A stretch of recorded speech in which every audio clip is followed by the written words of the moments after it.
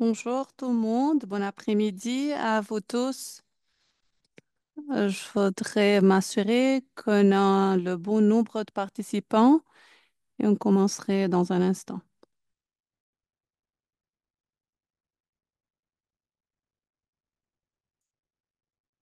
Voilà, nous avons maintenant 36 participants. On commence de nouveau. Salut tout le monde, bonjour, bon après-midi. Je vous remercie d'être présent avec nous aujourd'hui dans ce webinaire sur l'interopérabilité. Nous sommes ravis de vous avoir et nous apprécions le temps que vous a consacré pour ce webinaire. L'interprétation est disponible en français, espagnol et portugais. Il suffit d'appuyer sur l'icône en bas de l'écran pour choisir la langue qui bon vous semble. Diapo suivante, s'il vous plaît. Diapo suivante. Je m'appelle Wanza Moatani et je suis conseillère en protection sociale numérique à la GIZ. Diapo suivante.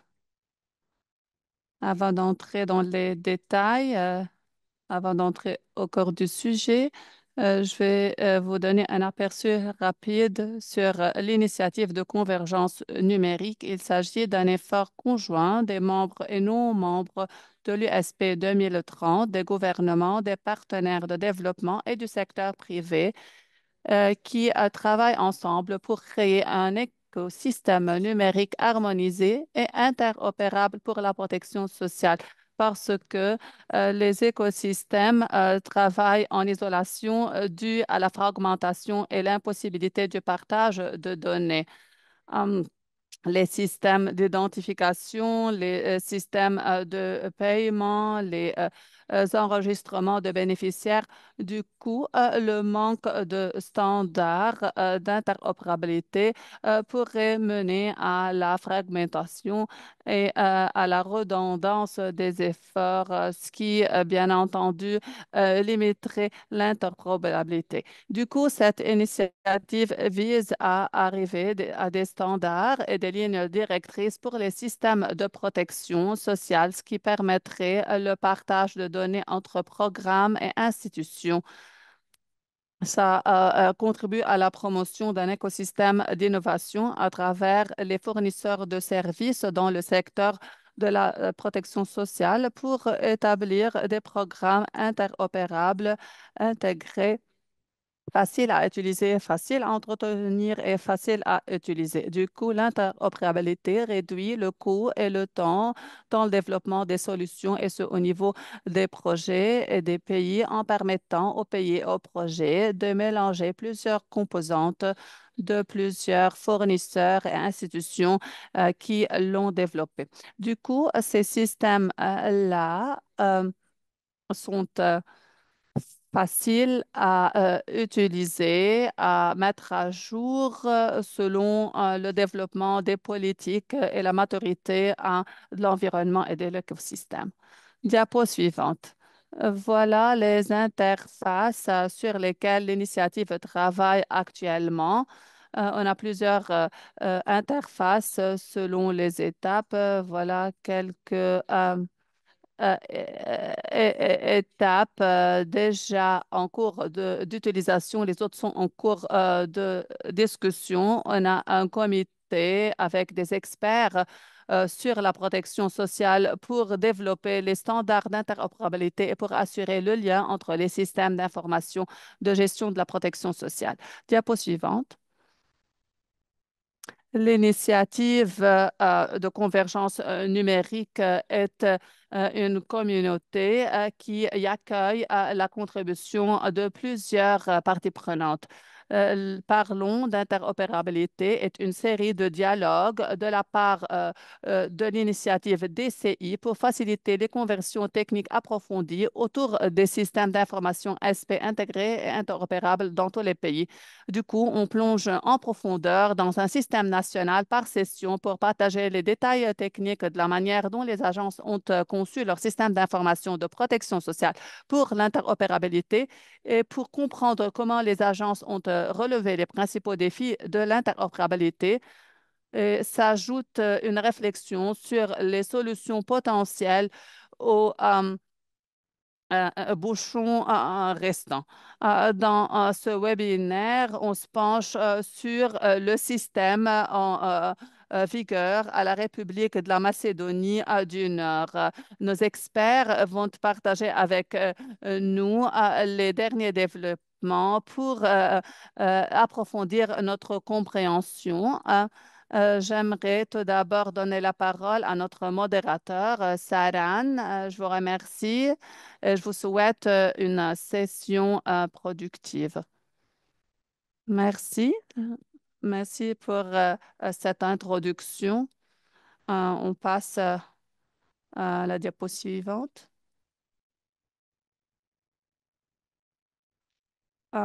Ce webinaire est menu il y a pas mal de temps.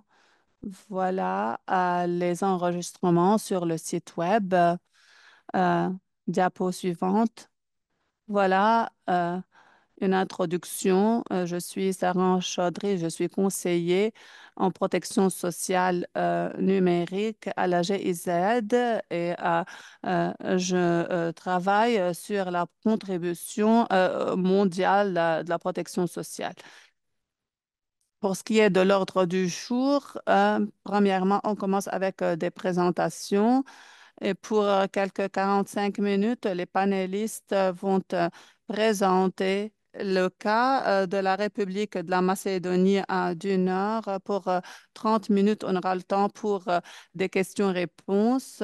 Il est possible de réfléchir sur les commentaires et les propos des panélistes. Et après la discussion, il serait possible à tous les participants de poser leurs questions avant de conclure. Un diapo suivante. Voilà quelques règles premières. Nous vous encourageons bien évidemment à poser des questions. Sur l'écran, voilà une icône Q et R, questions-réponses. Vous pouvez bien entendu poser vos questions. Je vous invite à poser vos questions aux panélistes dans cette boîte. Si vous avez n'importe quel commentaire ou si vous aimeriez partager n'importe quelle ressource sur cet agenda, sur ce webinaire, vous pouvez le faire à travers le chat. Donc, pour les questions, l'icône questions-réponses. Pour les liens, le chat. Voilà, comme on l'a bien dit, l'interprétation simultanée est disponible vers le français, l'espagnol et le portugais. Vous pouvez choisir la langue qui vous semble convenable. Et puis, on voudrait justement vous dire que cette session est enregistrée. Présentation rapide. Nous avons des panélistes excellents. Je remercie l'équipe de la Macédonie du Nord qui a accepté de présenter l'interopérabilité et la transformation numérique. Très rapidement, nous avons avec nous quatre intervenants. Intervenantes du ministère euh, euh, de la politique sociale de la République. Donc, nous avons des représentantes qui travaillent sur le projet de développement. Nous avons Elisabetta Kunovska qui y est avec nous. Sandhya est spécialiste en approvisionnement. Annika est responsable informatique dans le projet des services sociaux. Et puis, Natacha est coordinatrice du système de prestation de la protection sociale. Voilà un groupe excellent d'experts qui vont nous parler de ce qui se passe en Macédonie du Nord. Et puis, il faudrait également euh, qu'on mentionne Ambry Shahi, qui est spécialiste principal de la protection sociale à la Banque mondiale. Jos Arour est conseiller en protection sociale numérique au sein de l'équipe mondiale du Programme alimentaire mondial, qui vont partager avec nous leur expérience dans le domaine. Diapo suivante, s'il vous plaît. Je donne la parole à Elisabeth pour nous parler du système de la Macédoine du Nord. Bonjour tout le monde. Salut, merci pour m'avoir donné cette opportunité de présenter notre travail. Je partage mon écran.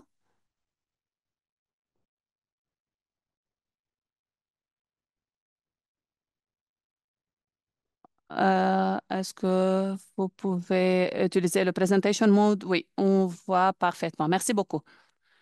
Donc, la République de Macédoine du Nord fait face à plusieurs défis. La population est de l'ordre de moins 1 million 836 713. L'indice de euh, pauvreté est en baisse de 41% en 2009 à 19% en 2019.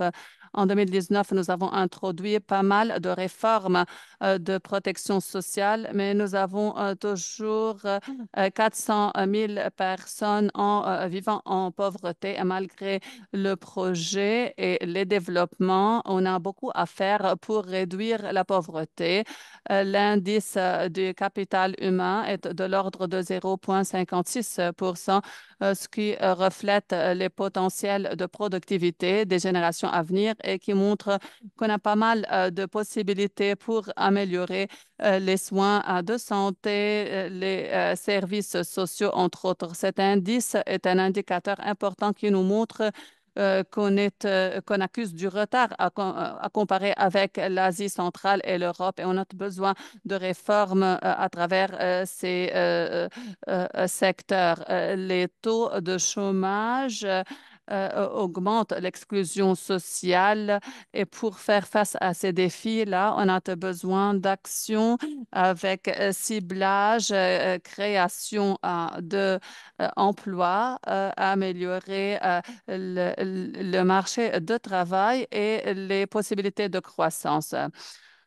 Pour ce qui est des systèmes d'information dans la République, on a plusieurs plateformes numériques et registres qu'on a développés comme pays. Nous avons développé une infrastructure numérique commune avec un numéro unique par personne, ce qui est nécessaire pour pouvoir poursuivre les développements. La base de données nous parvient du ministère de l'Intérieur. Les systèmes d'information sur les services sociaux. Il s'agit de systèmes et pas de registres parce qu'à travers ces systèmes-là, nous dirigeons et gérons les bénéficiaires. Il ne s'agit pas simplement de l'enregistrement de bénéficiaires, mais également des activités.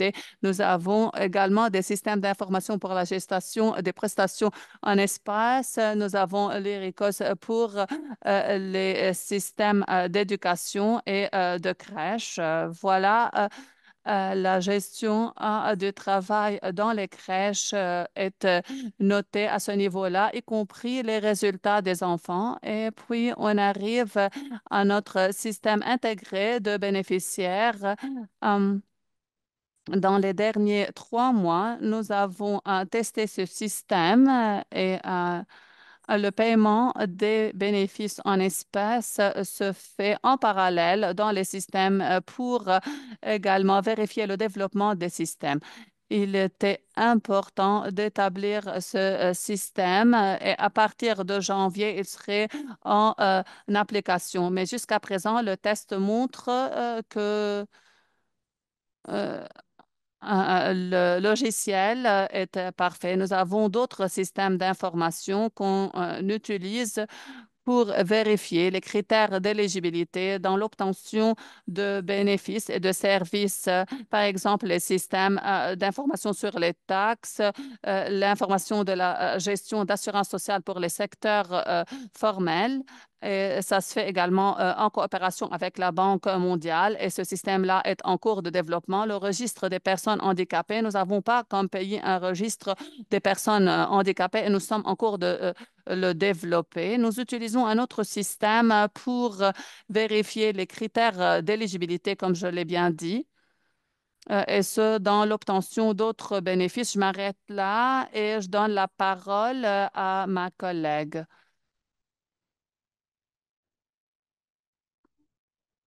Merci, salut tout le monde. Dans cette partie, je vais aborder euh,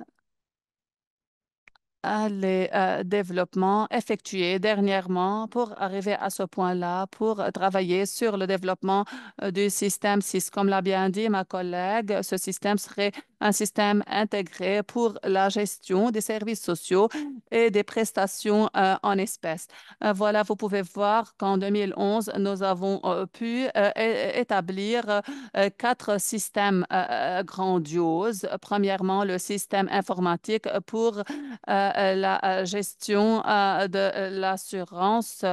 euh, et puis, le système pour la modernisation du fonds de pension et d'invalidité de la République de la Macédoine du Nord, puis le système informatique relatif à la garde du système de fonds de pension privés, et puis le système d'information sur la gestion des prestations en espèces. Nous sommes fiers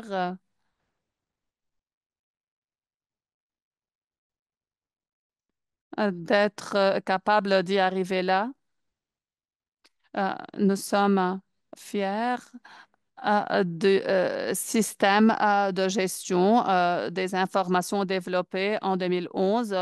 Ces systèmes-là constituent la base pour le développement d'autres systèmes.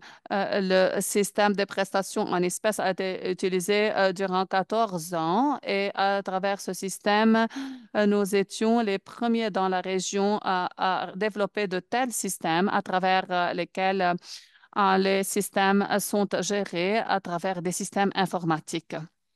Maintenant, je passe, ou bien je passe ultérieurement à plus de détails sur les intérêts de tels systèmes. Voilà des données qui manquent sur un autre système développé en 2017, le système d'interopérabilité ou bien la plateforme d'interopérabilité. Il s'agit d'un catalogue qui permet l'échange de données numériques entre les institutions.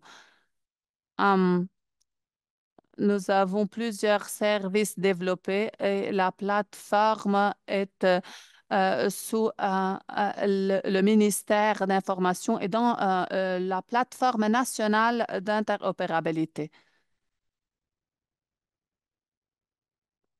Nous pouvons dire que le développement des systèmes a exigé 1 an jusqu'à 2 ans, entre 1 et 2 ans à partir de la signature du contrat. Et puis, nous avons travaillé sur le développement des processus d'affaires. Ça nous a pris 6 mois, entre 6 mois et 1 an. Et puis, nous avons également fourni le soutien pour le développement des systèmes, ce qui nous a pris quelques 2 ans pour l'analyse, pour la promulgation de nouvelles lois et leur adoption. Tous ces systèmes-là sont des systèmes pertinents qui permettent l'échange d'informations avec les autres institutions et qui sont utilisés par les parties prenantes. Le développement a été sujet à beaucoup d'analyses. Avec le développement des systèmes numériques, nous avons également acheté les appareils nécessaires pour soutenir les logiciels utilisé. Le développement du logiciel pour le fonds de pension, la Banque centrale et le MAPAS a suivi la réforme des retraites et de la sécurité sociale menée en 2007. Avec cette réforme, le pilier du développement du logiciel a été introduit. Puis le CBMIS, le système des prestations en espace, a été développé suite à la réforme du système de protection sociale en 2008. Le système de prestation en espace a été mieux conçu, le ciblage a été amélioré. Euh, et pour ce qui est du Suisse, pour ce qui est du système de services sociaux, ça a été développé suite à la réforme du système de protection sociale en 2019, quand on a introduit les garanties minimales. Les lois ont été également réformées pour améliorer le ciblage, entre autres. Très rapidement, je vais partager avec vous les intérêts du CBMIS, logiciel développé en 2011, qui est toujours en vigueur. Et à partir de 2025, nous allons arrêter de travailler sur ce système et on va passer au système suisse. Le CBMES permet l'amélioration du ciblage. Le nombre de bénéficiaires de l'allocation financière sociale a considérablement diminué et ce parce qu'on a amélioré le contrôle. Nous avons réduit les abus possibles. Nous avons également pu capable de réduire les coûts et le temps passé pour obtenir les documents. C'est parce que avant le CBMIS, chaque demandeur document devait se rendre à plusieurs institutions pour collecter et obtenir quelques 10 documents. Mais à travers le CBMIS, maintenant, il suffit de fournir leurs pièces d'identité alors que les autres données sont disponibles sur le système. Ce système également diminue les efforts requis et le temps consacré à l'administration des prestations sociales. Du coup, moins d'argent est consacré à l'administration des prestations sociales et les responsables se changent exclusivement de prestations sociales. La solution logicielle a permis également l'automatisation et la consolidation complète du système de gestion financière. Auparavant, le versement était différent. Maintenant, le versement se fait directement sur le compte des bénéficiaires, ce qui a permis également de réaliser des économies sur les provisions bancaires et les frais postaux. Un métier. Euh, Diapo précédente, j'aimerais simplement mentionner.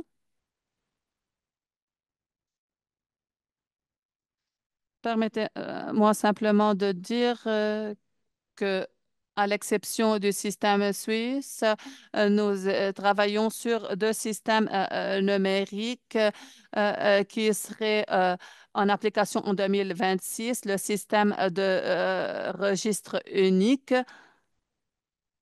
Ce système intégré permet la centralisation de l'assurance sociale individuelle ainsi que la certification des personnes handicapées.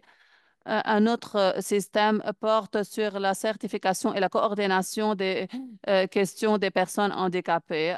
Voilà, on essaye là d'établir une évaluation unique, un système unique d'évaluation pour les personnes handicapées.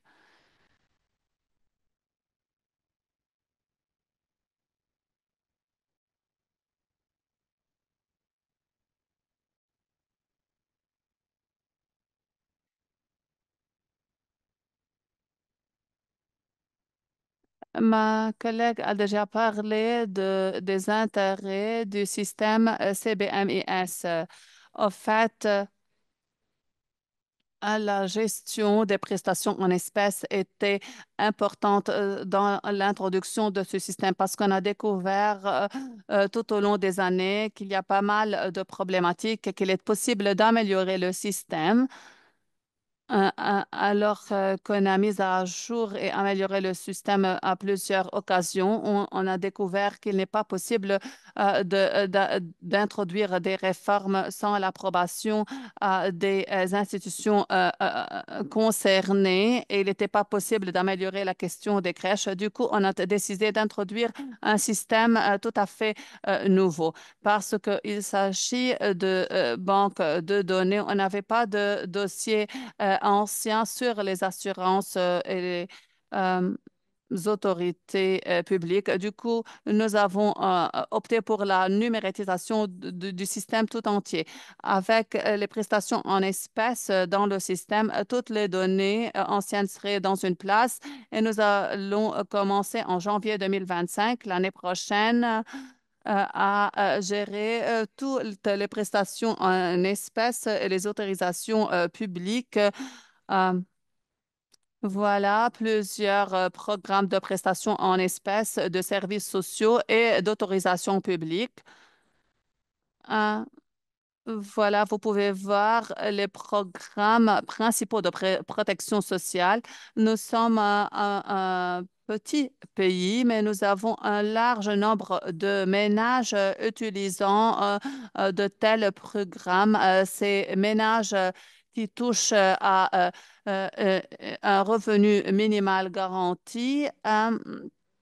Il y a certains qui ne travaillent pas et qui peuvent travailler. Et puis, on a quelques 19 248 espaces disponibles pour le travail. Ce qui est bien est que le travailleur social pourrait se rendre sur le marché pour euh,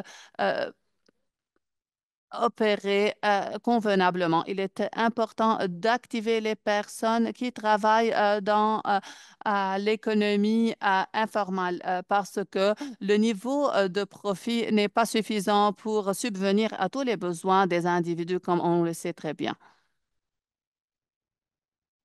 Le système intégré d'information est centré sur les ménages. La réforme a été introduite en 2018. Nous ne pouvons pas euh, travailler sur la gestion de cas réels parce qu'on n'avait pas les plateformes nécessaires pour la gestion de données. Mais à travers, et grâce à ce système, on espère introduire la gestion des cas en le sens propre du terme. Les travailleurs sociaux seraient sur le marché, évalueraient les nécessités et fourniraient le soutien nécessaire aux familles. Nous avons déjà dit qu'on va pouvoir réduire les coûts et les ressources en augmentant l'échange de données avec les institutions. Nous augmentons également le volume de données échangées. Nous échangeons des données, déjà on le fait, mais avec ces nouveaux systèmes, il serait possible d'augmenter l'échange et nous avons également augmenté les critères de contrôle. Nous les avons renforcés dans l'exercice et le paiement des droits et des services sociaux. Comme on l'a déjà dit, les objectifs spécifiques de ce nouveau système est l'amélioration de la transparence et du contrôle, ainsi que l'exactitude des données. Les prestataires de services sociaux qui sont d'habitude des ONG ou bien des entreprises privées auraient accès à ces systèmes-là et pourraient gérer les services sociaux à travers notre système. Du coup, toutes les informations sur les ménages, sur les individus seraient disponibles dans un point bien précis, ce qui améliorerait la communication avec les bénéficiaires. Une communication plus rapide serait possible et les données pourraient être envoyées par SMS, par message direct ou bien par courriel. Du coup, on pourrait améliorer le ciblage et réduire les possibilités d'abus grâce au contrôle automatique sans facteur humain. Ce système est totalement automatisé et les critères d'éligibilité sont vérifiés selon des services obtenus en temps réel. Ce système-là est convenable aux utilisateurs, améliorerait la collecte et l'analyse des données. Du coup, la base de données serait solide pour nous permettre d'analyser et de créer des politiques en fonction de nos données. Maintenant, je donne la parole à ma collègue pour continuer. Merci, Beth. Comme ma collègue l'a dit plusieurs fois, le système intégré d'information sur les services sociaux est en phase finale de développement, en phase finale et serait en direct en janvier 2025. Ce processus vise à soutenir quelques 381 795 ménages avec 909 855 personnes. Il y a amélioration des vérifications de l'éligibilité. On utilise les technologies Google pour arriver à des interfaces faciles. Nous avons également utilisé l'arrière-plan Microsoft et le système d'opération Microsoft pour les données. Le système suisse utilise une approche multipartite. Nous avons premièrement établi une méthodologie pour l'analyse au sein du ministère avec les institutions telles que le Centre du travail social, l'Institut des activités sociales, l'Institut des activités sociales, le comité des délivrances des permis de travail des travailleurs professionnels, comité d'agrément des prestataires des services sociaux puis l'unité d'inspection sociale au sein du ministère et les agences mise en œuvre. Après l'établissement de la méthodologie, nous avons mené des analyses pour tous les processus. Nous avons également préparé les spécifications selon le système d'analyse en fonction de l'analyse et à travers un processus compétitif, nous avons choisi le fournisseur le plus approprié pour la mise en œuvre de l'application ou bien du logiciel. Et ultérieurement, on a mené des formations aux employés après la vérification et les tests pour vérifier la bonne migration des données vers le nouveau système.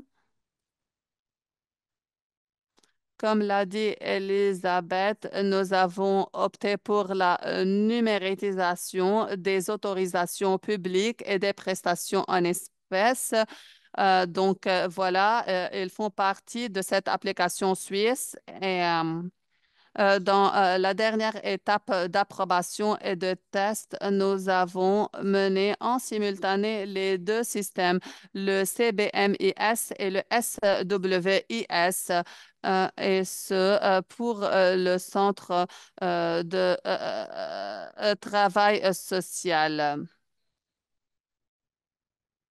Le système suisse permet aux bénéficiaires de se présenter aux prestations en espèces, autorisation publique. Il est facile d'y avoir accès avec des processus bien menés. Le système suisse également couvre tout le cycle de vie, y compris la correction de toutes les applications, de tous les critères et exigences pour les prestations en espace et les aides sociales.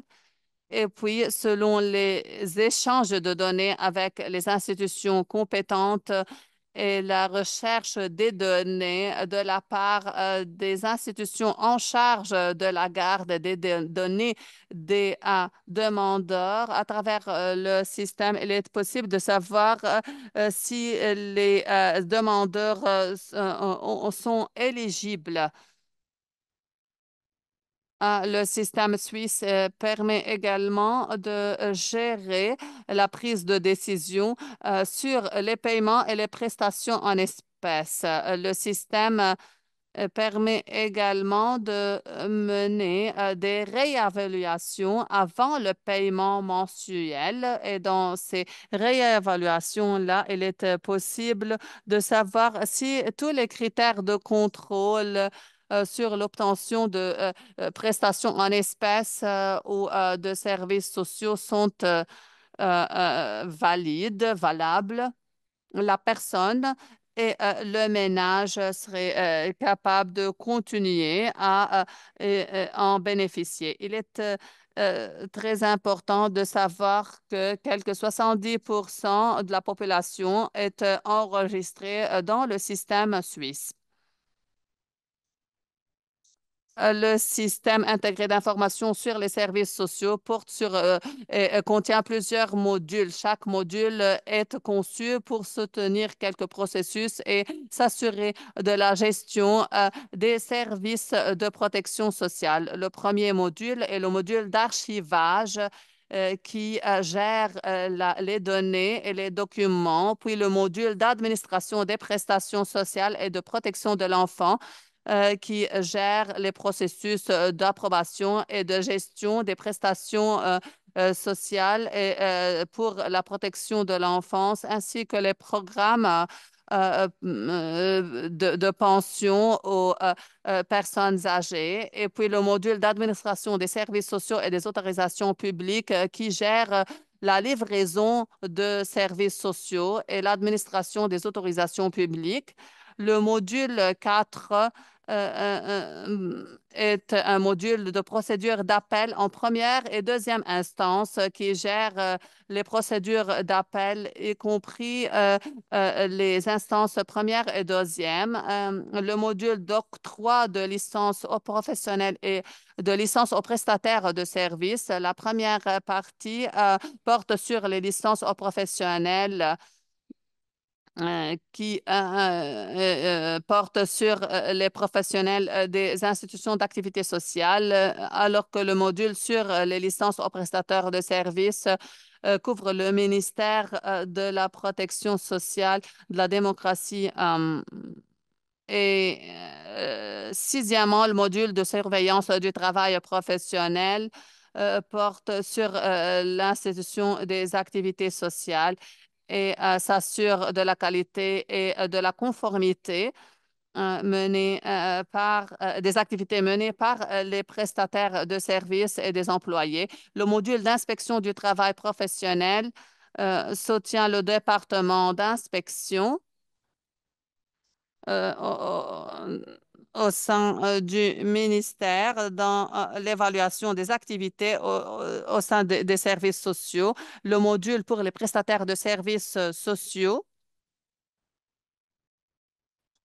qui couvre euh, le travail des prestataires, le module statique sur les indemnités de services sociaux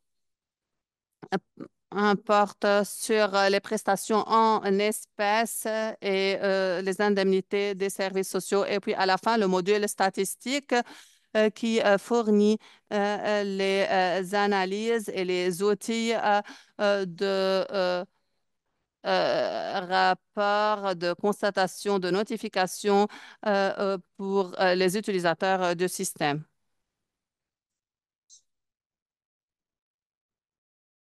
L'application suisse a été utilisée pour les infrastructures nouvellement achetées. Elle a été créée afin d'avoir une performance très élevée avec des capacités très spécifiques. Et ce matériel et ces équipements très solides s'assurent que l'application suisse peut gérer beaucoup d'informations et peut donner des services sans être interrompu aux utilisateurs. Il est très important de mentionner que le développement de cette application a été fait sur ce système ou ce matériel nouvellement acheté et il est, il a été testé selon l'environnement où la plateforme a été développée et il suit l'environnement où les utilisateurs seront connectés à tous les systèmes en même temps. Je donne la parole maintenant à notre collègue Nadasha qui va expliquer un peu sur les capacités d'interopérabilité.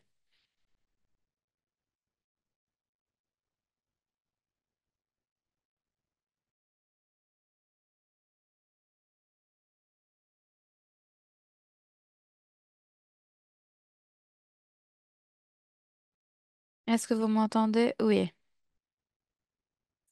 Alors, comme mes collègues ont déjà expliqué, le nouveau système va permettre à l'utilisation de tous les systèmes de services sociaux. Mais en ce qui concerne l'opérabilité de ce système, les individus et les institutions peuvent utiliser le système comme le montre cette diapositive. Dans chaque processus, les utilisateurs doivent commencer par soumettre des applications, ou bien ça pourrait être des institutions, des écoles, des systèmes de santé, etc. Et donc, tout processus d'application commence par un tri. Ensuite, ça passe à un opérateur qui est un nouveau rôle qui a été introduit dans ce nouveau système. Et ceci nous permet d'avoir une définition de travail pour les ouvriers qui savent déjà opérer le système, l'ancien système, et qui sont introduits au nouveau système. Voilà pourquoi nous avons introduit ce nouveau poste dans ce système. Et cette personne-là sera chargée de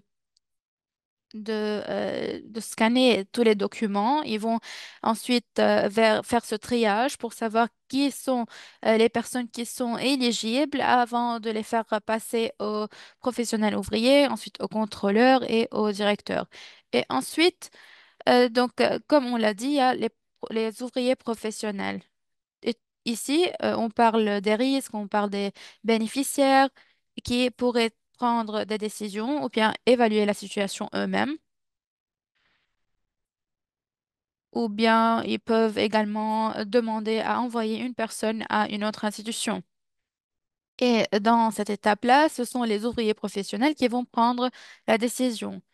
Et avec ce système, les ouvriers professionnels pourront avoir plus de temps pour faire leur travail eux-mêmes, pour aller sur le terrain et pour travailler avec les bénéficiaires. Après avoir pris cette décision, l'étape prochaine sera le contrôle de la décision qui est faite par des contrôleurs spécialisés.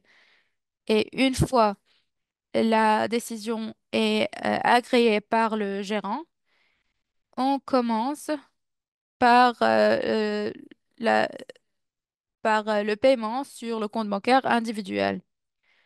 Donc, tout ceci va dépendre des fournisseurs des services sociaux. On va recevoir les applications et si la personne qui a soumis l'application est éligible, ils vont en fin de compte recevoir le paiement. Et ce paiement va être fait de manière électronique et la décision va être envoyée par mail. Et donc, bien sûr, les preneurs de décision feront partie d'un différent modèle, mais ils auront un impact essentiel pour savoir si la personne va être éligible ou pas. Mais bien sûr, la décision va également être disponible sur papier. Donc, la dernière étape de ce processus, c'est le paiement aux bénéficiaires ou bien aux fournisseurs de services sociaux. Et donc, en même temps, les bénéficiaires des systèmes et des services sociaux vont recevoir ces paiements sur leur compte bancaire individuel. Diapo suivante. Le processus d'application est très important parce que si nous avons certaines personnes qui a soumis son application pour recevoir des services sociaux, cette personne va soumettre cette application grâce à sa pièce d'identité. Et bien sûr, pourquoi est-ce que nous avons fait cela? Parce que nous partageons les informations avec beaucoup d'institutions. Et donc, cet échange fait que nous avons beaucoup de travail avec le ministère de l'Intérieur, par exemple. Et donc, en temps réel, ceci nous permet de voir si une personne est employée ou pas, si, s'ils sont au chômage ou pas, etc. Diapo suivante. Comme je l'ai mentionné déjà, nous partageons ces informations en temps réel et en même temps, les opérateurs vont entrer les informations de l'individu dans le système et les ouvriers professionnels peuvent alors demander des informations à ce service web tous les jours pour voir si les informations ont été mises à jour. Et ceci est très important pour tous les bénéficiaires. En effet, ceci va leur permettre d'économiser le temps et l'argent, surtout qu'ils vont recevoir des documents qui sont très propres et très appropriés pour les applications et pour évaluer ces applications. Diapo suivante. Vous pouvez ici voir la gestion des cas ou le processus de gestion des cas. Donc, dans, euh, l- selon les réformes de 2019, nous avons révisé cette méthode de gestion de cas et les réformes ont permis aux familles et aux individus de bénéficier de cette réforme. Ceci veut dire que l'objectif de cette réforme, c'était d'aider l'individu à recevoir des services qui sont faits spécifiquement pour lui.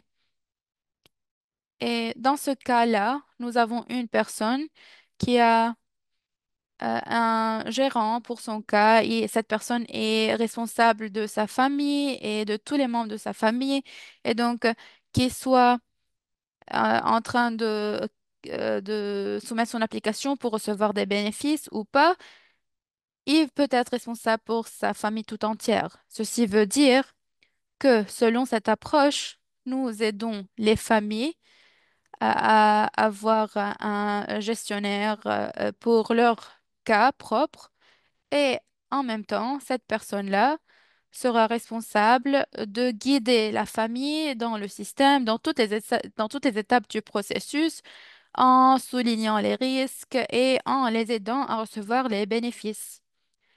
Le gérant de ce cas peut demander à ses collègues de l'aider si c'est nécessaire. Donc, il peut demander de l'aide des professionnels ou bien des experts, des psychologues, etc. Et donc, dans ce système-là, il y aura une seule personne qui sera en train d'aider la famille tout entière. Diapo suivante. Dans cette diapo, vous pouvez voir que selon ce système, nous soutenons également ces services sociaux et la distribution des services sociaux aux bénéficiaires. Nous avons déjà dit que une seule personne sera responsable de chaque famille. Et ici, dans ce système, vous pouvez voir les profils d'utilisateurs. Et ce profil veut dire qu'à chaque moment, nous savons qui est la personne responsable de chaque dossier ou de chaque famille. Et ça va indiquer également les rôles joués par les travailleurs sociaux, par exemple, dans ce cas-là, ainsi que la date d'application ou la date du début de l'emploi ou de fin d'emploi, etc., ainsi que plusieurs détails sur le profil d'utilisateur et chaque utilisateur du système soumettra sa signature à main et cette signature aidera à faire signer tous les papiers de ce processus de manière électronique. Et c'est un système très flexible. Bien sûr, dans ce cas-là, on ne va pas utiliser des papiers réels et donc on va minimiser l'utilisation de papier. Comme j'ai déjà expliqué, il y a beaucoup de choses qui sont très nouvelles dans ce système.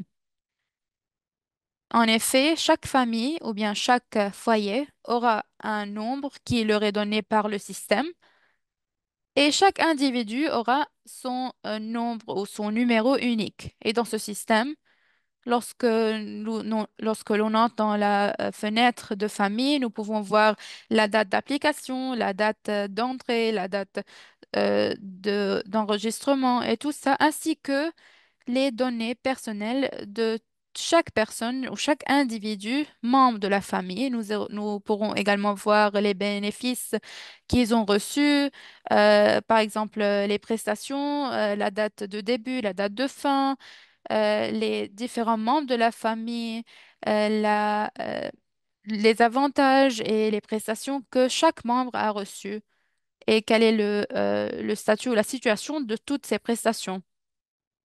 Il y a également une chose qui est très importante, c'est le processus de prise de décision. Et donc, toutes les décisions qui sont prises seront préparées dans un format PDF et ils seront signés de manière électronique. Et donc, les documents qui seront dotés d'un code QR seront valides. Et de cette manière-là, nous pouvons protéger l'utilisation de ce système. Ici, vous pourrez voir la décision et le code QR qui figurent aussi sur cette décision. Et finalement, le paiement des prestations sociales, c'est la même chose qu'on avait fait dans le système précédent. Premièrement, on utilise la même approche. Ceci veut dire que les prestations et les services seront distribués au compte bancaire en même temps. Cependant, cette nouvelle pratique, c'est qui garantit que le paiement se fait en même temps à tous les bénéficiaires, nous permet également de faire des paiements de manière, pardon, séparée.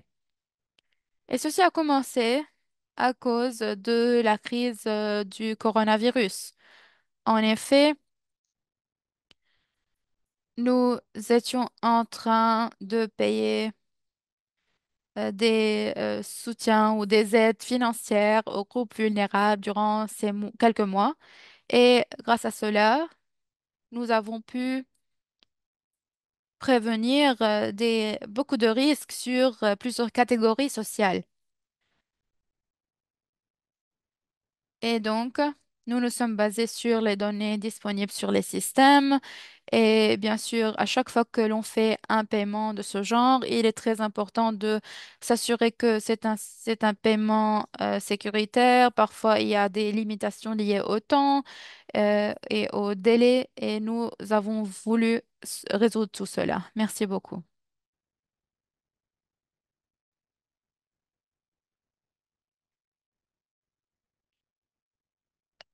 Lorsqu'on a développé le système d'info sur les services sociaux, nous avons fait face à plusieurs défis.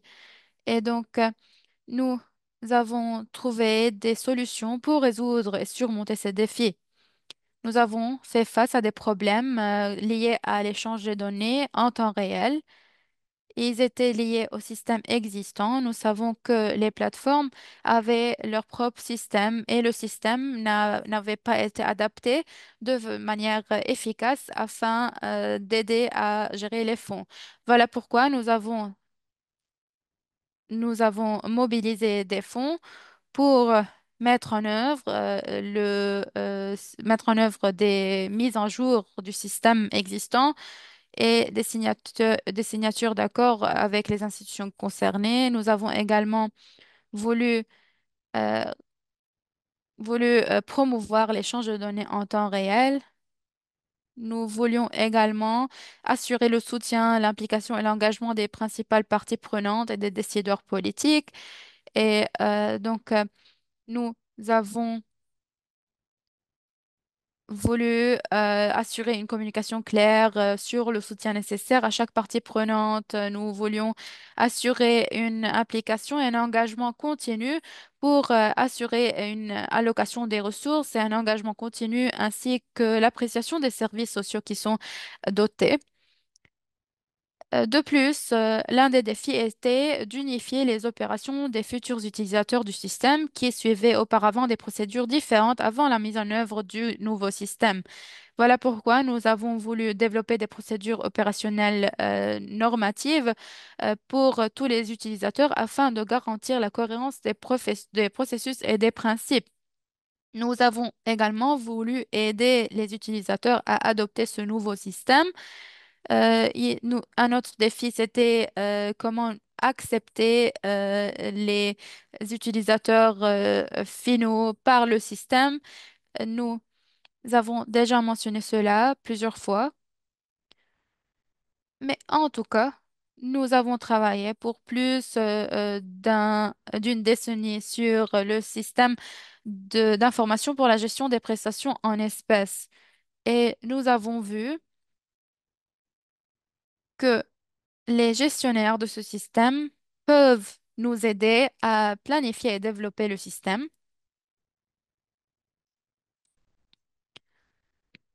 Feuille de route future pour étendre les capacités d'interopérabilité du système.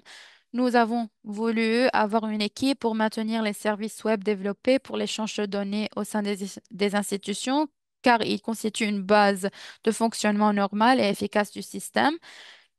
Et nous avons également voulu développer les services web pour permettre aux utilisateurs de soumettre électroniquement leurs documents de sortie directement aux institutions concernées après avoir établi et stabilisé le système. Je ne vais pas entrer dans les détails des principaux avantages et améliorations qui ont été introduites, mais l'une des améliorations les plus importantes qui n'a pas été beaucoup expliquée, c'était la réponse rapide aux crises. Nous avons pu utiliser ces données afin de promouvoir une réponse rapide aux crises. Merci.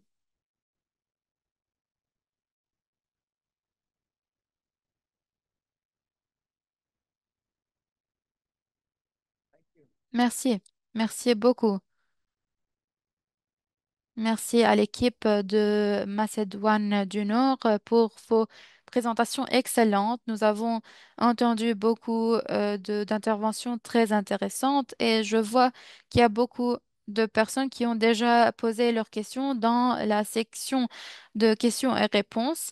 Mais permettez-moi avant de passer aux questions, de donner la parole à Ambrish qui va nous donner quelques-unes de ses réflexions.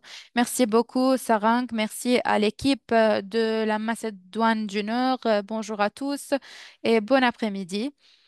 Et merci d'avoir donné ces présentations très détaillées. Et je suis en train d'écouter les présentations et je peux voir combien vous avez pu faire du progrès depuis que vous avez commencé à travailler sur ce système. Et une des choses qui était vraiment très intéressante et que j'ai entendu, c'était les différents comités qui ont été créés et les différentes définitions des politiques que vous avez introduites pour les systèmes de paiement ou les systèmes d'identité et tout cela. Et toutes ces données étaient vraiment très intéressantes pour nous. Et je sais qu'il y a beaucoup de choses à apprendre de vous et surtout euh, de- du côté de cet engagement qui est accru je crois que nous avons pu voir cela d'une manière technique également et nous avons eu un aperçu très technique de ce projet. Ma question en fait est la suivante. Puisque nous avons le système d'information sur les services sociaux, il semble que votre vision est vraiment de donner des services sociaux à côté ou bien qui répondent aux besoins. Mais est-ce que vous avez également parlé du format de ce système? Parce que je sais que vous avez ce système, mais l'approche que vous allez utiliser va vraiment définir l'objectif et le cadre de ce projet. Donc, est-ce que vous avez parlé du développement des cas d'usage différents qui pourraient soutenir les bénéficiaires? Je peux vous donner des exemples de l'Inde. Par exemple, euh, j'ai fait partie d'une équipe en Inde. On a travaillé sur le développement des pièces d'identité de l'Inde. Il y a beaucoup d'innovation, il y a beaucoup de créativité, mais pour nous, le cadre de travail, c'était en fait de s'assurer que c'était une plateforme utilisable pour l'authentification des identités. Est-ce que vous avez d'autres cas d'usage? Est-ce qu'il y a d'autres approches qui pourraient permettre cette vérification de l'identité? J'arrête ici et je passe la parole à Joe. Ou peut-être Sarang, comment est-ce que vous voulez tenir cette séance? Est-ce que vous voulez répondre? Je crois que Joe peut parler maintenant et ensuite on peut prendre quelques questions additionnelles avant de passer aux réponses. Joe, à vous la parole. Merci, merci, Monsieur Ambrish. Merci, bonjour à tous. Est-ce que vous pouvez me voir et m'entendre? Oui, on vous entend, on vous voit aussi. Super. Oui, je vais réitérer ce que mon collègue a dit. C'était un travail extraordinaire qui a été fait jusqu'à présent. Ma question est en fait liée à la portion technologique. Et je pose cette question parce qu'il se pourrait qu'il y ait des personnes dans le public qui sont dans la phase de pré-création ou bien dans la phase d'application. Et donc, ou de mise en œuvre. Donc, ma question est la suivante. Comment est-ce que nous pouvons soulever les défis d'interopérabilité tout en s'assurant que les données et la confidentialité des individus est garantie? Et donc, suite à cela, je pose deux questions. C'est une question à deux volets. Donc, première partie. Est-ce que vous pouvez nous dire quels sont les défis institutionnels auxquels on fait face en termes d'interopérabilité? Donc, est-ce que l'on peut parler au ministère de l'Intérieur et dire, par exemple, nous voulons partager des idées liées à telle ou telle chose et voici les statistiques. Donc, comment est-ce que nous pouvons euh, éliminer ces risques pour ces institutions? Comment est-ce que nous pouvons faire qu'ils aient confiance en nous? Donc, c'est le premier volet de la question. La deuxième partie de la question, c'est en fait, parfois, il y a plusieurs sources de vérité lorsque l'on essaie de créer ce cadre d'interopérabilité. Et il est vraiment très impressionnant de voir qu'il y a 70 ou 80 APIs qui sont en cours de développement actuellement. Et donc, comment est-ce que vous vous assurez qu'il y a ce registre d'or unique qui vous permet d'intégrer les bénéficiaires dans ce système d'ici 2025. Donc, je vais arrêter ici parce que je crois que ces questions pourraient être intéressantes pour plusieurs personnes qui pourraient vouloir apprendre des leçons de votre expérience. Merci, merci beaucoup, Joe. Désolée, je veux ajouter une chose à ce que Joe a dit. Euh, l'un des défis que nous avons vus en essayant de faire cela en Inde, c'était lié à l'harmonisation et la standardisation des données que nous avions. Et même s'il y a un très grand nombre de API qui sont en cours de préparation actuellement, il y a toujours des meilleures pratiques qui peuvent être partagées. Donc, est-ce qu'il pourrait y avoir un processus processus sûr et fiable pour faire cette standardisation pour les bases de données?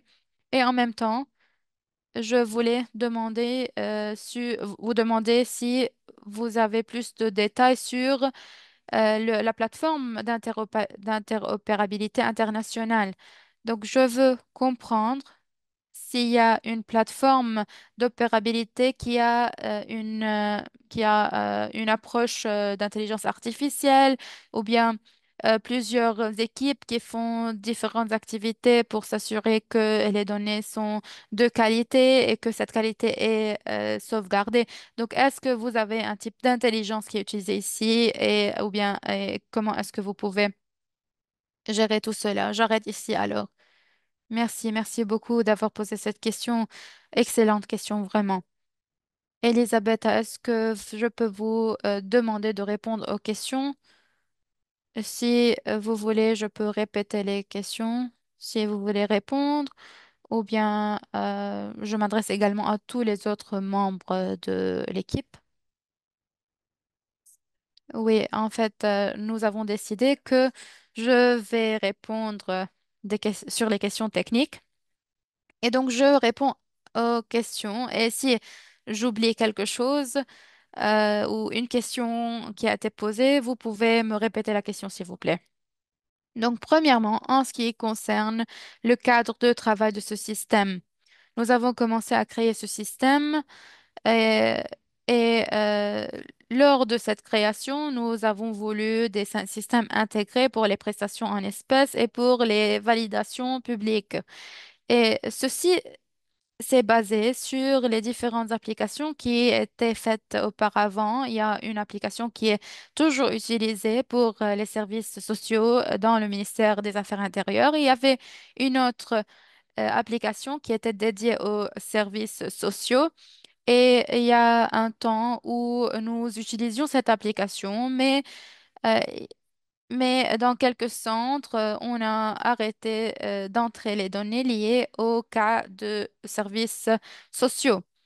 Voilà pourquoi notre intention, c'était en fait d'avoir un système intégré euh, selon lequel, dans un foyer unique, il y aura plusieurs membres de la famille ou plusieurs membres du ménage ou de foyer. Et dans ce système qui est intégré, il y aura les données liées à chaque individu ainsi que chaque institution et chaque application qui a été soumise en plus de l'argent ou des prestations qui ont été dédiées à ces individus. Et il était très important pour nous pour que les politiques sociales soient plus possibles dans l'avenir et pour pouvoir intégrer de nouveaux programmes de services sociaux pour les foyers et tout cela. Et à ce moment-là, nous avions voulu élargir le cadre de cette application. Et ce, en intégrant une application pour les enfants dans ce système, pour les enfants en âge de maternelle, ainsi qu'une application pour les anciens militaires qui, euh, qui ont aussi le droit à recevoir des prestations. Et nous voulons intégrer ces bénéficiaires dans le même cadre des bénéficiaires de services sociaux. C'était tout pour cette première question. Et pour le système d'interopérabilité, il y a une plateforme qui a été créée au niveau national. Et donc, il y a une loi pour l'interopérabilité et en même temps, il y a des institutions responsables de du maintien ou de la maintenance de l'utilisation de cette plateforme. Et donc, ce ministère a développé l'application et elle est basée sur les services web entre les différentes institutions. Et comment est-ce que ça fonctionne? Il y a des cas liés à la sécurité des données, à la sécurité du partage de données entre les différentes institutions, des différents services web. Et tout ceci est coordonné par le ministère de l'administration.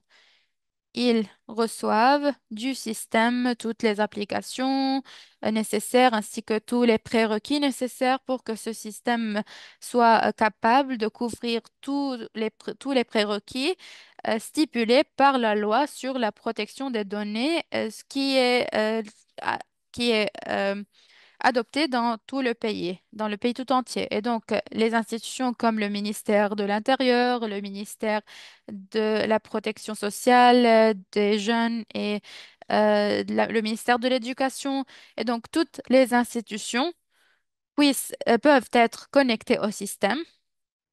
Et si nous, par exemple, en tant que ministère, voulions utiliser des données du ministère de l'Intérieur, nous pouvons signer un contrat avec le ministère des Affaires intérieures et ainsi que soulignant dans ce contrat quelles sont les données qui vont être utilisées et pour quel but elles vont être utilisées. Donc, nous expliquons cela et nous envoyons ainsi tous les prérequis au ministère de l'Administration. Ensuite, ce dernier va demander au ministère de l'Intérieur la permission de donner les informations. Par exemple, ils veulent leur demander, est-ce que nous pouvons donner au ministère des services sociaux les informations dont ils ont besoin pour un certain service social. Le ministère de l'Intérieur peut ensuite dire oui, par exemple, parce qu'il y a déjà un contrat signé entre nous. Et ainsi, ils vont nous donner la capacité d'utiliser ces données ou ce service web. Parce que dans chaque service web, les données qui sont mises sur le service ou bien qui sont téléchargées sur le service peuvent être utilisées par plusieurs institutions parce que la quantité de données qui est donnée par ce service web est suffisante pour être bénéfique pour toutes les institutions. Et voilà pourquoi. C'est pour cette raison-là qu'on ne se penche pas trop sur la protection des données échangées. C'est bien évidemment parce que le ministère d'administration s'en charge.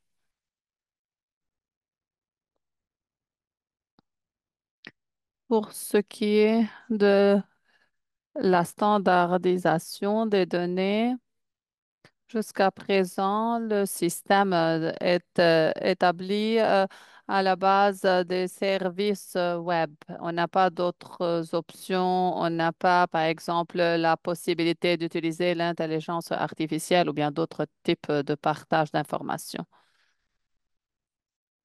Et ce projet-là n'est pas justement soumis à notre contrôle. Ça ne dépend pas de nous.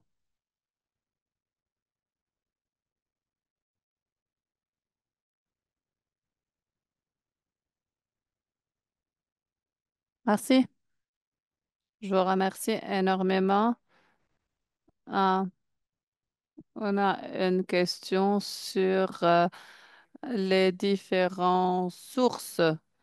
les différentes sources. Comment est-ce qu'on peut nous assurer de la possibilité d'un flux? Comment serait-il possible d'assurer cette identité unique alors qu'on interagit avec plusieurs protocoles Internet? C'est parce que 17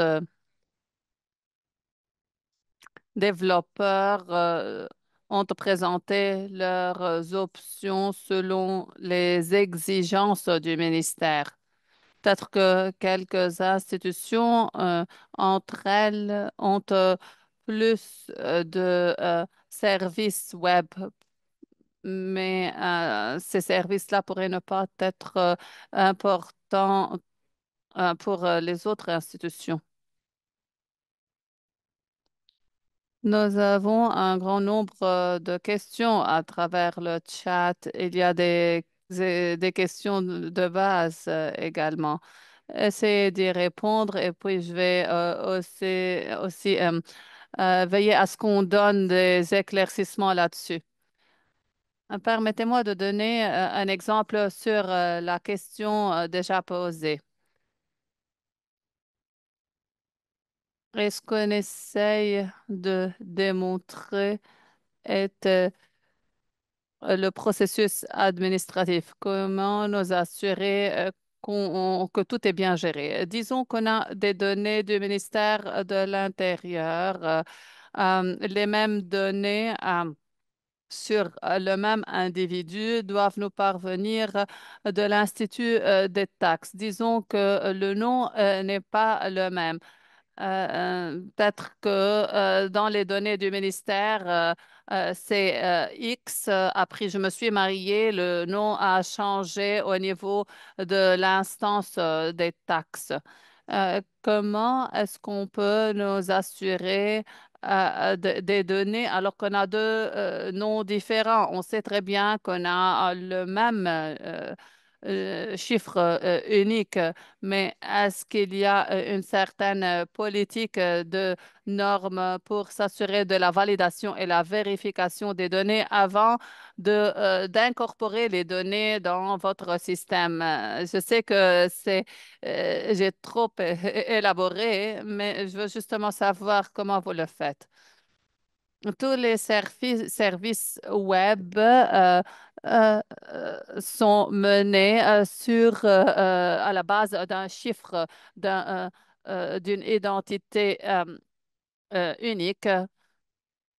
Quand on cherche des données au niveau du ministère de l'Intérieur, le ministère a le nom complet, le nom du père, de la mère, la nationalité, etc. Ces données qu'on reçoit du ministère de l'Intérieur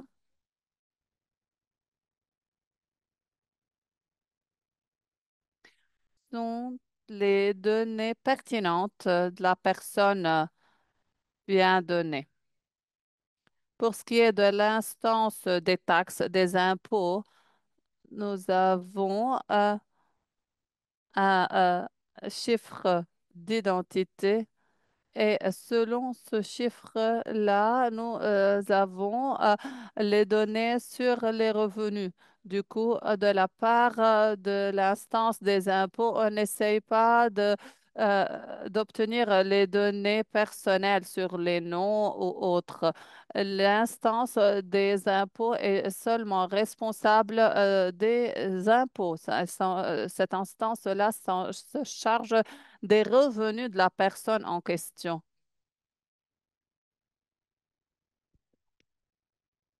Donc, il y a un lien entre l'identification du ministère et l'identification des impôts. Oui, dans notre pays, c'est le même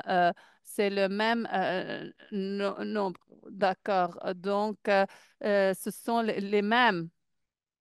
Oui, pour le citoyen, le numéro d'identification nationale est le même que le numéro d'impôt. Hein. Et tous les systèmes opèrent à la base d'un numéro d'identification unique. Le numéro d'identification fiscale étant le même. Oui, merci. Peut-être que je vais passer à la notion du registre intégré de bénéficiaires. On voit dans certains cas que la définition du ministère des Affaires sociales sur ce que veut dire le registre unique ou bien le registre intégré de bénéficiaires qui pourrait parfois être différent. Cette perspective, j'ai une question. Vous avez présenté quatre programmes qui porte sur les prestations en espèces espèces, l'allocation à des enfants, les pensions pour personnes âgées et les personnes handicapées.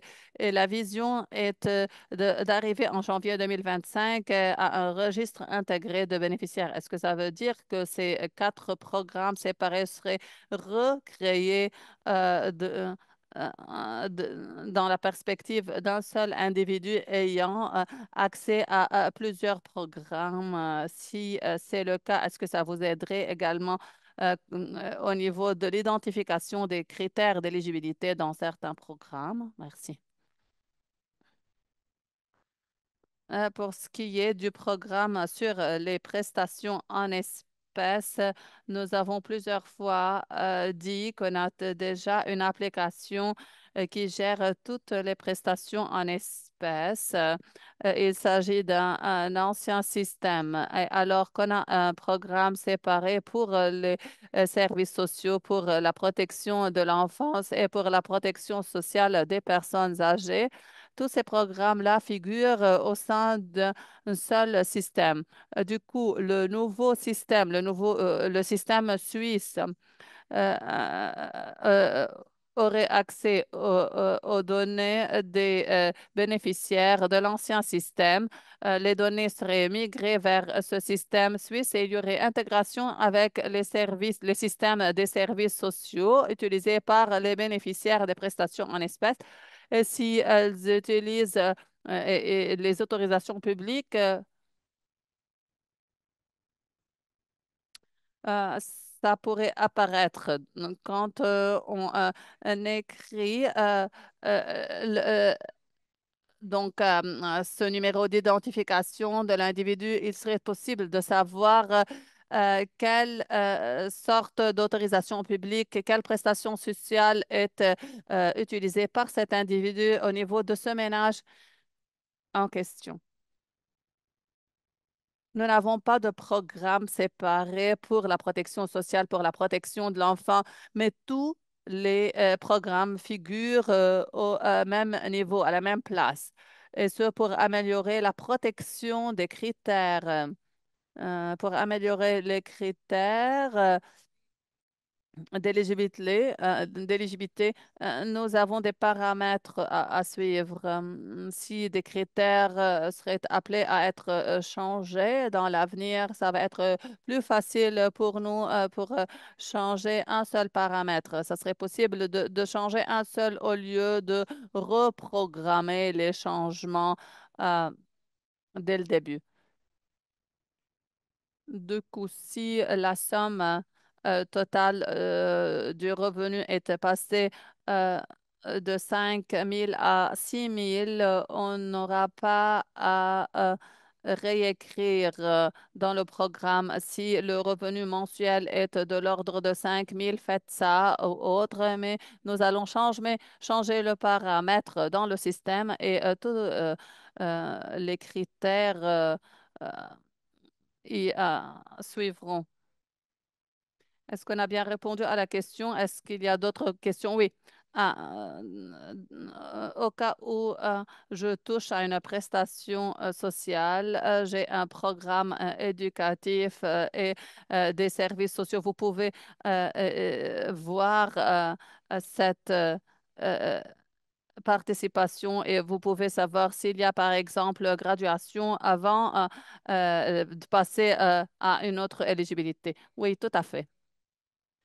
Par exemple, si le ménage utilise le GMI, il n'est pas possible de bénéficier des protections de l'enfant.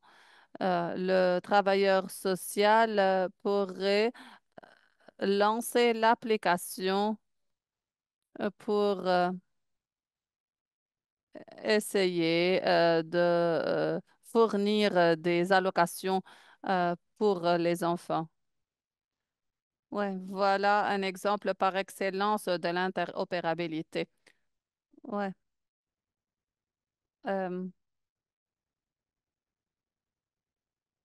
Annika.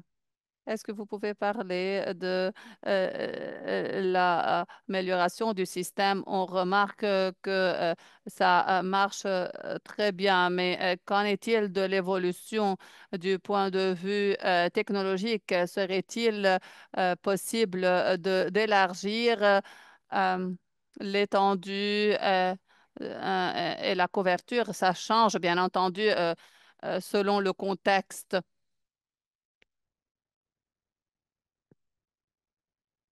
Oui. Ça a été clair pour nous. On voulait qu'on ait des services faciles à utiliser.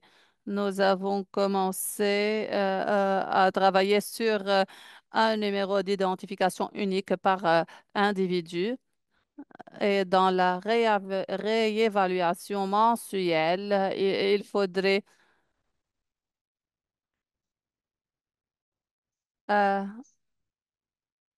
euh, qu'on utilise les services web 180 000 fois par individu. Nous avons travaillé avec les institutions et nous avons développé des services web pour à qu'il soit possible d'opérer selon les numéros d'identification unique. On essaye d'éviter les défis qu'on rencontre d'habitude dans de tels systèmes. On essaye de rendre cette formule de plus en plus efficace.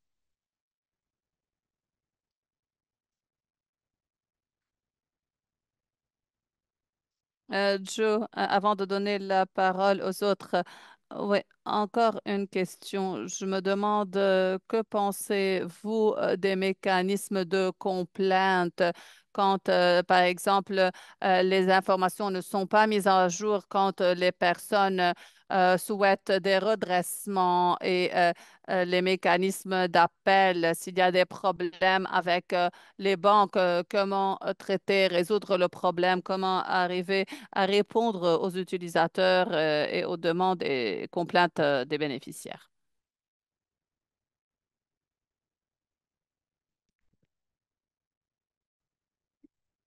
Oui, vous devez activer le micro. D'accord. Il y avait une question semblable sur le question-réponse. Pour ce qui est du compte bancaire, il y a également un lien avec les banques électroniquement pour éviter les euh, problèmes de frappe, euh, problème électronique. L'utilisateur identifie le compte bancaire et le lien est assuré conformément à cette exigence. Pour ce qui est de l'appel, abstraction faite du problème, conformément à la loi, la personne a le droit de faire appel. La question est traitée à travers le centre d'appel. La personne en question doit être enregistrée. Le centre devrait soit prendre une décision conformément à cet appel ou bien référer cette question-là au ministère à un niveau plus élevé. Et quand le ministère reçoit l'appel, le ministère prendrait la décision convenable qui serait envoyée au centre concerné. La personne en question recevrait une décision d'approbation ou d'objection. Pour ce qui est des comptes bancaires, et comment est-il possible pour chaque personne d'ouvrir sa propre compte bancaire? On sait que certaines personnes ne peuvent pas le faire et c'est pour cette raison-là que le Centre des services sociaux a une certaine formule pour cette question-là, pour ouvrir un compte bancaire, il est possible aux gardes de le faire. Si la personne souffre d'une certaine maladie ou d'une situation qui ne le permet pas. Donc, le centre des services sociaux fait partie du même ministère ou bien d'un autre ministère, le même ministère. Ce centre-là est totalement séparé juridiquement, mais ça figure au sein du ministère des services sociaux, de la démocratie et de la jeunesse. Oui, si vous le permettez, allez-y. Oui, Elisabeth, une question. Serait-il possible de trouver un autre moyen pour payer aux bénéficiaires? Dans notre système, il n'est pas possible de payer sauf à travers le compte bancaire. Il n'est pas possible de payer en espèces à travers la téléphonie mobile ou autre comme on le trouve dans d'autres pays. Chez nous, c'est seulement à travers les comptes bancaires. Cette session est très intéressante et quand j'entends plus parler de ce sujet-là, ça me pousse à beaucoup plus de questionnements.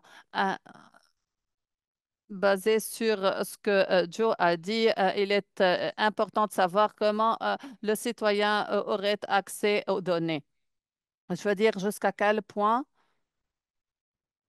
les données sont dynamiques et mises à jour au niveau du ministère.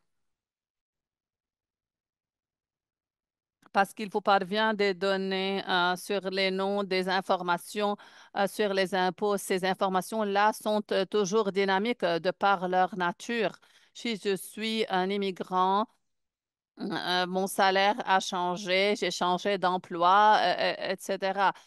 Comment et jusqu'à quel point ces données-là sont mises à jour à travers cette plateforme d'interopérabilité et comment le citoyen pourrait avoir accès aux données ou bien faire un appel sur la base d'informations incorrectes qui figurent dans leur propre euh, compte. Dans le centre d'emploi social quand on reçoit une nouvelle application et dans le cours de la prise de décision, nous piochons les informations des institutions qui se doivent d'évaluer l'éligibilité de la personne en question. La décision est prise. S'il s'agit d'une décision positive, les paiements se font mensuellement. Et puis, chaque mois, nous réévaluons l'éligibilité de chaque personne, de chaque ménage. On essaie de voir jusqu'à quel point les prestations sont bien consommées. Donc, avant le paiement mensuel, nous cherchons plus sur les informations. On essaie de voir chez les institutions et au niveau des travailleurs pour voir s'il y a changement de revenus, changement de nom, si il y a un cas de décès, par exemple, nous recollectons la somme du bénéficiaire. Les données de changement nous parviennent comme notification. Le travailleur social, en fait, les reçoit, celui qui y est responsable de cette personne ou bien qui est chargé de ce ménage-là. Et le travailleur social réévalue à la base des données reçues des institutions en question. Dans ce cas-là, nous n'avons pas fournir des paiements à des personnes qui ne sont pas éligibles. Dans certains cas, les institutions pourraient ne pas avoir les bonnes informations, les bonnes données quand la décision est prise dans une certaine application ou bien dans la réévaluation de la somme en question. Et euh, dans ce cas-là, il y a des appels menés par les personnes en question.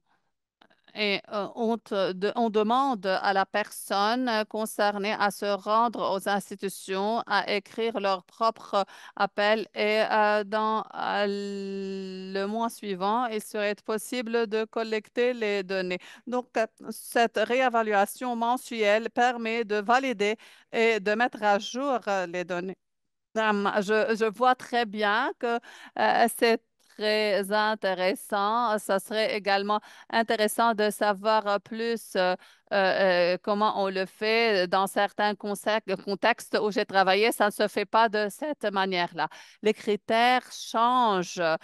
Du coup, on se doit de mener de telles réévaluations parce que certains bénéficiaires jouissent d'une certaine somme selon le nombre de membres de la famille. Si un certain membre ne fait plus partie de la famille, la somme devrait être diminuée. Euh, euh, Encore, je vous donne la parole, Monsieur Chaï, avant d'ouvrir la voie à plus de questions de la part des participants. Il y avait une question sur la réévaluation. Est-ce que la réévaluation mensuelle est encourageante ou décourageante? Ce que vous faites est, un système de signature électronique. Le code QR est un indice, un indicateur d'authenticité et ce document est partagé électroniquement à plusieurs reprises. Mais basé sur mon expérience de l'Inde, je dirais que ce concept numérique où plusieurs institutions pourraient envoyer les documents en même temps avec la signature électronique. Euh, donc, n'importe quel ministère pourrait partager le document. Je sais que c'est en cours de développement, mais je voulais simplement essayer d'attirer l'attention sur les données cryptées. Ouais, bien noté. Merci. Maintenant, nous faisons pression. Nous avons lancé des services web, mais notre intention est bien évidemment d'arriver à un processus automatique. Par exemple, chaque euh, 11e jour du mois à 7 heures précises, ça se fait. La première fois, on va appuyer le bouton manuellement, mais dans l'avenir, ça va être euh, automatisé. Ça serait une procédure électronique bien incorporée dans le système. Ouais. Euh, une question nous reste dans le chat.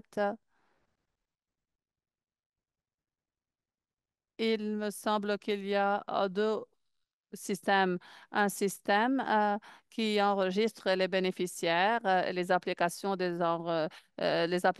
bénéficiaires et puis les processus d'appel et de complainte. Y aurait-il une réflexion là-dessus? Premièrement, est-ce qu'il s'agit de systèmes différents et pourquoi est-ce que vous avez pris la décision d'avoir ces systèmes interopérables séparés au lieu d'avoir un seul système standard qui permet euh, le, le, le traitement d'application et les mécanismes d'appel. Nous avons un seul système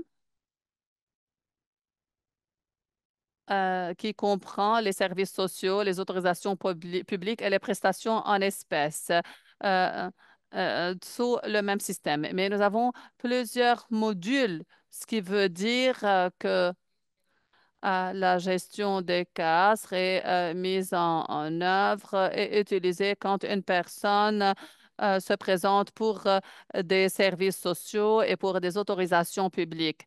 Un nouveau modèle est dédié aux prestations en espèces, mais nous avons un seul système, une seule famille, et l'entité principale est la famille ou bien le ménage en particulier, ce qui veut dire que le ménage doit être le même, que ce soit au niveau des services sociaux, au niveau des prestations en espace ou bien des autorisations publiques. Euh, et les autorités du centre de services sociaux, en travaillant sur le module des ménages, pourraient voir quels sont les services reçus actuellement ou bien reçus auparavant par chaque membre de cette famille, qui est le membre qui appartient à la famille actuellement et qui sont les membres qui appartenaient auparavant à cette même famille. Oui, donc il s'agit d'un système intégré avec plusieurs modules. Merci pour cette clarification. Il nous reste quelques questions. Euh,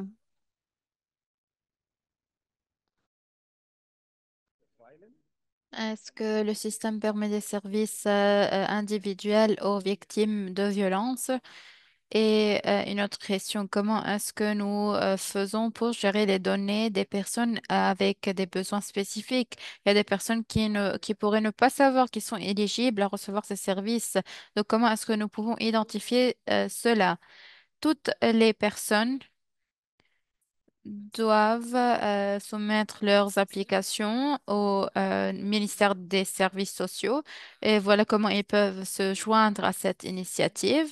Ils feront partie de ce système et toutes les données, quoi que ce soit le risque sur les personnes, sont des données traitées de manière très délicate et très attentionnée. En fait, toutes les informations sont des informations sensibles et donc la personne qui gère le compte de cette famille ou bien qui gère le cas de cette famille est la seule personne qui peut avoir accès à toutes ces données-là. J'aimerais souligner aussi que dans ce système-là, le travail du centre d'aide sociale ou de services sociaux sera beaucoup plus facile et beaucoup plus rapide parce que nous connectons notre système grâce aux politiques et grâce aux lois et aux travaux des tribunaux. Et donc, c'est fait en temps réel. Et une fois la personne chargée du centre de services sociaux recevra les données liées à une certaine personne, est-ce que vous m'entendez? Oui, oui, on vous entend. D'accord. Alors, une fois cette personne recevra des informations sur les individus, sur un certain individu, sur son historique lié à la cour, ou les tribunaux, si c'est une victime qui doivent être protégées, les données seront protégées et les données seront gérées de manière efficace. Pour ce qui est des personnes à besoins spécifiques, comme l'a dit mon collègue, on est en train d'intégrer une deuxième réforme et ça va être lancé d'ici un an. Et il y aura un registre pour les personnes qui ont des handicaps. Et donc, cette, ceci verra le jour en 2026. Nous avons une approche complètement différente de ce que nous voyons aujourd'hui. Aujourd'hui, il y a une approche de lien et de relation avec les institutions et nous trouvons des données liées aux handicaps, mais à l'avenir, il y aura une commission ou bien un comité qui travaille uniquement sur le cas de ces personnes-là et toutes leurs données seront groupées dans un endroit, dans le même endroit. Il y a aussi une autre question sur le flux du travail. Vous aviez parlé d'un opérateur. Et donc, est-ce qu'on parle d'un opérateur, donc tout ce qui est lié à l'information, aux techniques, technologies de l'information ou quoi? quel est ce rôle-là? Donc, l'opérateur, c'est un nouveau rôle qu'on a introduit au système. C'est une personne qui est déjà employée, qui est déjà une personne, un fonctionnaire dans le centre. Il y a une éducation secondaire au moins. Et donc, cette personne aura un rôle à jouer.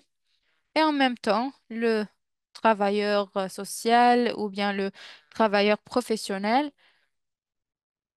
ont beaucoup de travail à faire et donc de travail à faire et donc leur travail administratif peut être donné à ces personnes, à ces opérateurs-là qui ont une éducation secondaire et cette personne se chargera de scanner les documents, de photocopier, de tout ça. Et donc, ça sera un rôle qui soutient le rôle des fonctionnaires. Oui, exactement. Et donc, maintenant, nous avons une question et qui est vraiment très, très extraordinaire et qui coûte des milliards de dollars. Et donc, cette question, c'est sur l'intelligence artificielle. Est-ce que vous avez des plans d'application de l'intelligence artificielle pour que le processus des affaires soit plus automatisé à l'avenir? Allez-y, allez-y. C'est une question à tout le monde. Vous pouvez tous répondre. Il n'y a pas de problème. Alors, premièrement, on est très, très enthousiasmé de commencer avec le système. Nous nous avons hâte d'avoir un système tellement stable dans une durée de temps vraiment très, très courte. Et après cela, nous penserons à l'idée d'intégrer l'intelligence artificielle beaucoup plus que cela. Merci. Donc, c'est d'après moi ça. Super, merci beaucoup. Alors, on va permettre à la technologie de se développer. On veut que le système soit stable. On veut que tout soit opérationnel, que tout puisse fonctionner de manière correcte. On veut s'assurer que les bonnes décisions sont prises pour les bénéficiaires. Et après cela, nous pourrons intégrer dans le système l'intelligence artificielle dans l'avenir. Donc, premièrement, les enfants d'une certaine tranche d'âge, ensuite les anciens militaires et tout cela, et ensuite on passera à l'intelligence artificielle. Merci beaucoup, c'est une réponse excellente, hein, Nika. Je crois que nous avons répondu à toutes les questions dans la boîte de questions et réponses. Est-ce qu'il y a quelqu'un parmi les participants qui aimerait poser une question? Je vous demande de prendre la parole si vous avez des questions.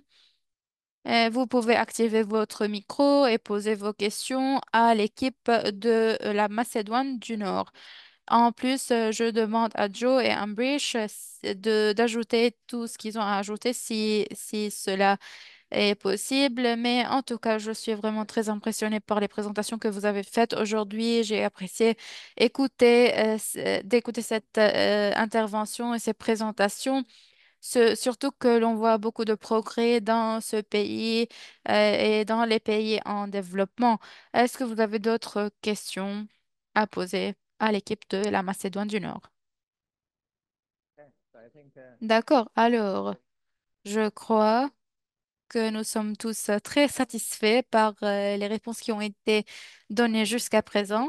Je veux seulement euh, remercier tous nos amis et nos collègues de socialprotection.org pour avoir organisé cet événement, ce webinaire excellent. Je vous remercie d'avoir travaillé euh, dans les coulisses pour faire de cet événement un vrai succès.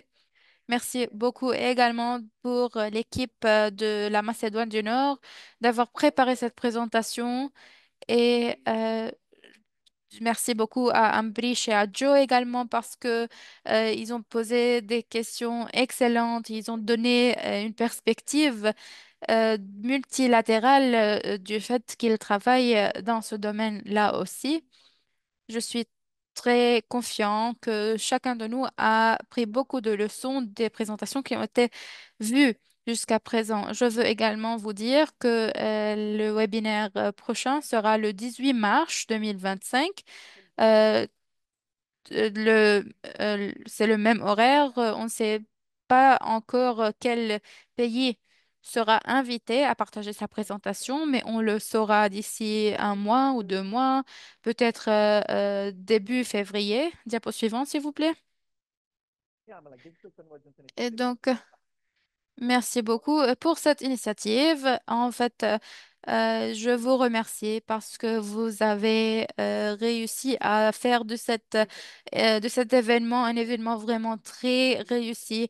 Je vous demande de soutenir le processus d'harmonisation des normes. Je vous demande de participer, de partager vos données, vos informations, de partager votre expertise. Et bien sûr, vos perspectives et vos points de vue sont les bienvenus. Il y a beaucoup de matériel, il y a beaucoup de documents qui sont disponibles pour que vous puissiez avoir accès aux informations et pour pouvoir vous engager dans les discussions, dans les forums des, euh, des discussions. Et il y a beaucoup de comités auxquels vous pouvez vous joindre.